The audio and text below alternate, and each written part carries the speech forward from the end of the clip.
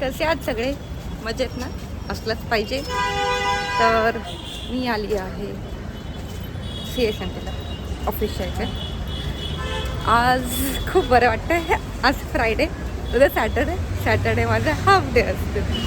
ठीक आहे, काम भरपूर आहेत, इंटरव्ह्यूज लाईन अप आहेत, इंटरव्ह्यूज घ्यायचे. पण बघूया. आज ना सकाळी म्हणजे काल मी घरी गेले, रिधान बाहेर गेला होता फिरायला. रिधान आणि रिधान दोघं पण बाहेर गेले होते. त्यामुळे मला आरी वर्कचं थोडं माझं काम करता आलं, पण व्हिडिओ शूट करायला टाईम नाही भेटला. कारण का ना ते दोघं 2 तासासाठीच बाहेर गेले होते.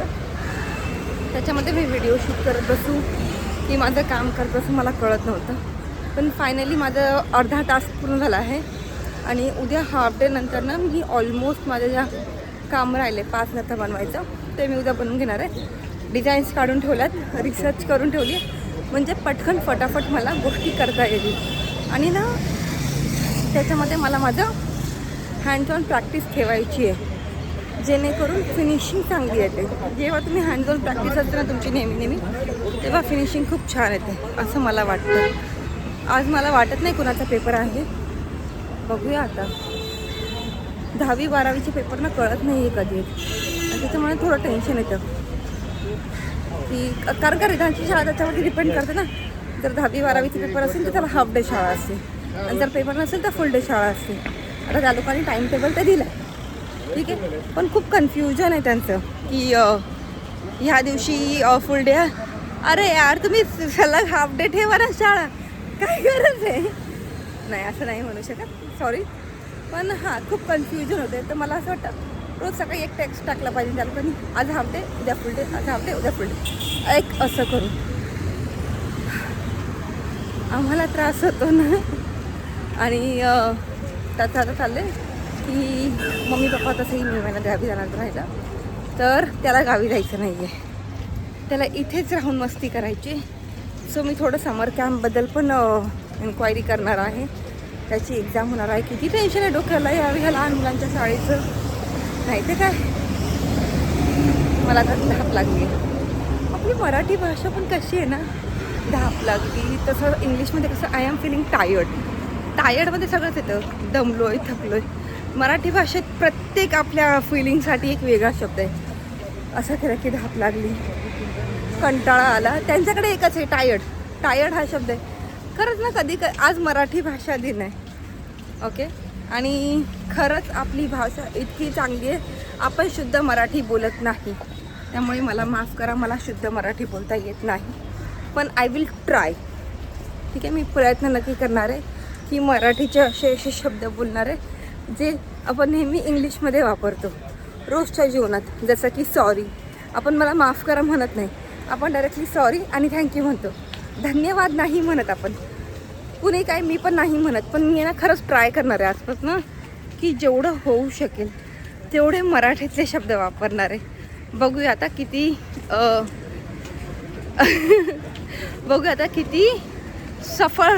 सफल होते मी ह्याच्या. सफल पण हा हिंदी शब्द आहे. यशस्वी, किती यशस्वी होते माझ्या ह्या प्राणामध्ये. चला 2 मराठी शब्द मी आत्ता वापरले जे मी इंग्लिशमध्ये वापरणार होते, ठीक आहे. तर हां, एक्झाम्स तर आहेत आज कोणाच्या तरी, माहीत नाही कोणाच्या पण आहे. तिथे थोडं मुलं मुली उभी आहेत. हे ZBS कॉलेज आहे, बघते मी. मला ना असं खूप सारे क्वेश्चन्स आहेत ह्या जेनझीबद्दल, त्याच्यासाठी ना मी एक वेगळा व्हिडिओ बनवेल. लाईक कधी त्यांच्या गोष्टी रास्त आहेत, मान्य आहे मला, पण कधी त्यांच्या भावना, एक मिनटं, त्यांच्या इच्छा अपेक्षा भरपूर वेगळ्या असतात. ज्यांना काही काय बोलतात, आता सेन्सला मराठीत काय बोलतात ते मला आठवू द्या, एक मिनटं. ज्यांना काही ताळमेळच नाही आहे, सेन्स नाही म्हणू शकत, अशा भावना आणि अपेक्षा असतात ज्यांचा काही ताळमेळच नाही आहे, ज्यांना काही ते पार्श्वभूमीच नाही आहे, ठीक आहे. तर त्याच्याबद्दल मला बोलायचं आहे. काल माझ्या एक ऑफिस कलिगबरोबर डिस्कशन झालं त्याच गोष्टीबाबत, जेनझीबद्दल. आता जेनझीला मराठी शब्द नाही सांगू शकत मी काय. आणि त्याच्यानंतर नाही ते रिधान आणि रिधानाची जनरेशन जे अल्फामध्ये मोडतात, आणि आता 2024 नंतर बीटामध्ये मोडायला लागलेत. काय ह्या लोकांनी हे नावं काढून ठेवलीत त्यांचं त्यांना माहिती, पण ठीक आहे. जेनझी मुलांच्या ह्याच्यामध्ये ना तुम्ही जाणं त्यांचं डोकं आणि त्यांचं मन, त्यांना स्वतःला कळतं की नाही असं मला वाटत नाही. कारण का काही लोकांना कळतं की कसं वागावं कसं नाही ते, पण काही लोकांच्या काहीतरीच अपेक्षा आहेत ज्याला काही पार्श्वभूमीच नाही आहे. मला आकाशात उडायचं आहे, उड, प्लेनची तिकीट घ्या आणि उड. ते ये जवानी है दिवानीमधलं ना, ये जा, हां हाय थिंक रणवीरचा, मैं उडना चाहता हूँ नैना, उड, एरोप्लेनमधून उड. काहीही म्हणजे मी बोलूच शकत नाही यांचे हे. ठीक आहे, तर मी ट्राय करेल की माझ्या एका कॉलिग किंवा कोण जे जेनझी असतील त्यांच्याबरोबरचं एक प्रॉपर वार्तालाप किंवा प्रॉपर संवाद, नीट संवाद करायचा प्रयत्न करणार आहे मी. ठीक आहे, आले मी ऑफिसच्या जवळ. आजच्यासाठी एवढंच, आजच्यासाठी नाही म्हणजे सकाळसाठी एवढंच, बाकीचं संध्याकाळी कंटिन्यू करूया आपण. ठीक आहे, हॅलो. तर मी निघाली आहे ऑफिसमधून. ठीक आहे, आणि मला लागली ते जाम भूक. तर माझ्या ऑफिसच्या ना एकदम लास्टला ना एक आंटी आहे, त्या आंटीचा शॉप आहे. तिथे तिला मस्त असा वडापाव भजीपाव देते. आणि आज मला खरंच भूक लागली होती आणि माझ्या ऑफिसचे खायला काही नाही आहे. बघत असेल ना, हां, इरानियन कंपनी, इरानियन कॅफे आहे, इराणी कॅफे आहे. ठीक आहे, इकडेच माझं ऑफिस आहे. मी ऑफिसचं एक्झॅक्ट नाव आणि पत्ता नाही सांगू शकत, बट ठीक आहे. कॅनीचं हे आहे इकडे, इरानियन कॅफे आहे. आणि ह्याच गल्लीच्या एकदम पुढे ना 2 खाऊ गल्ल्या आहेत. एक मिनटं, तर आहेत 2 खाऊ गल्ल्या. सकाळी मी तिकडे जाऊन समोसा खाऊन आले होते. खरं का आजकाल मी तुम्हाला सांगितलं मला खूप भूक लागते, माहीत नाही का, मे बी हार्मोनल इम्बॅलन्स आहेत किंवा मी जास्त पाणी पित नाही त्यामुळे भूक लागते आणि मी काही पण चटरपटर खाते. मी नाही खात जास्त बाहेरचं, बट जे की मला तर जास्त भूक लागायला लागली त्यामुळे मी सकाळी समोसा खाल्ला, दुपारी माझा डबा खाल्ला आणि आता मी खाते भजीपाव. ठीक आहे, आता मी खाऊन घेते, त्याच्यानंतर मी हा व्हिडिओ कंटिन्यू करते. ओके, आज आहे मराठी भाषा गौरव दिन.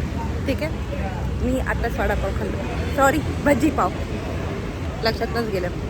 तर काय छान भजीपाव होता, एकदम मस्त, तोंडाला पाणी सुटणारा. आणि त्याच्यावर रोजची चटणी हिरवीवाली.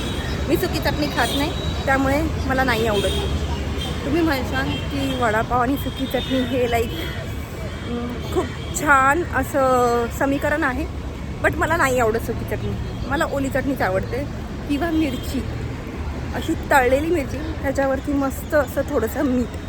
पण तुम्ही ना असं कधी ट्राय करा, म्हणजे ही माझी रेसिपी आहे, मला नाही माहिती तुम्हाला किती आवडेल किंवा नाही. मिरच्या आहेत ना, मिरच्या वडापाव करताना मधून कापून घ्या, तळून घ्या, त्याच्यावरती थोडंसं मीठ टाका आणि वरतून लिंबू पिळा आणि थोडासा चाट मसाला. हा तुम्ही असा खाऊन टाकशाल मिरची, अशी भेळीबरोबर अशी कशावर पण खाऊन टाकशाल. आणि जर तुम्ही भेळ खात असाल, स्पेशली पुण्याकडची भेळ, तर त्या भेळीमध्ये ना सुका कांदा, कोथिंबीर आणि लिंबू, बास, मिरची नाही, काय नाही, सुका कांदा कापून, टमॅटो पण नाही, सुका कांदा, कोथिंबीर, लिंबू, ह्या 3 गोष्टी आणि ती भेळ अशी अप्रतिम लागते खायला. तर मी जेव्हा पण गावावर नाही तर किंवा माझे आईवडील येतात, मी त्यांना सांगते, आम्ही कुठून येतो, 1 मिनटं, मडची भेळ 1 नंबर असते, तुम्ही ट्राय करा, मला खूप आवडेल. मी मडवाळा भेळ घेतो किंवा मग जुन्नरमधून घेतो. आणि जर मग त्या दोन्ही ठिकाणी आम्ही जर जाणार नसेल बसायला तर आम्ही घेतो ओतूरवरून. ठीक आहे, ओतूरवरून पण छान भेळ भेटते. म्हणजे डिपेंड आहे तुम्ही कोणता, डिपेंड म्हटली मी, इंग्लिश शब्द बोलली मी. तर तुम्ही ठरवा तुम्ही कुठून जाणार आहे आणि तिथून तुम्ही भेळ घ्या. ठीक आहे, मी ठरवलं आज पूर्ण दिवस मराठीमध्ये घालवायचे. त्यामुळे आज सकाळपासून मी एकही म्हणजे मी ट्राय केलं आहे की मी इंग्रजी भाषेत न बोलता मराठी भाषेत बोलेन. आणि मला असं वाटतं की आपण आपल्या राज्यामध्ये राहतो तेव्हा प्रत्येक गोष्टी हिंदी किंवा दुसऱ्या भाषेत बोलण्यापेक्षा आपण मराठीला प्राधान्य दिलं पाहिजे. नाही की आपण साध्या भाजीवाल्याकडे तर गेलो ना की बोलतो भैया कितने का दिया, हे आपल्याला असं तोंड वळण झालं पाहिजे ना, ते आपण बदललं पाहिजे. आपल्याला हिंदी शिकायची गरज आहे, पण महाराष्ट्रात नाही, महाराष्ट्राच्या बाहेर गेल्यावरती. कारण का इथे सगळे लोक येतात, खूप सगळ्या राज्यातनं लोक येतात मुंबईमध्ये. कारण का मुंबई हे एक अशी जागा झाली आहे जिथे कोणीही येऊन पोट भरू शकतो. आणि त्यामुळे सगळे लोक स्वतःच्या राज्यात न थांबतात, स्वतःच्या इथे न थांबता ते लोक मुंबईत थांबतात आणि कमवतात. मग त्यांनी मराठी शिकली पाहिजे ना. जर तुम्ही कर्नाटकामध्ये गेले तर ते लोक सांगतात की तुम्ही कन्नडामध्येच बोला, इंग्लिशमध्येही नाही, हिंदीमध्येही नाही. ते लोक तुम्हाला कन्नडामध्येच बोलायला लावणार. त्यामुळे मला असं वाटतं की तुम्ही लोकांनी पण स्वतःहून सगळ्या वेळेस फक्त मराठीमध्ये बोला. ठीक आहे. आता ट्रेन पकडणार आहे मी. माहीत नाही त्याचा नक्की ट्रेन पकडायची आहे, ट्रेनमध्ये चढायचं आहे हे माहीत नाही. माझं मराठी एवढं शुद्ध नाही आहे, पण ठीक आहे. ओके, भेटूया तुम्हाला थोड्या वेळाने.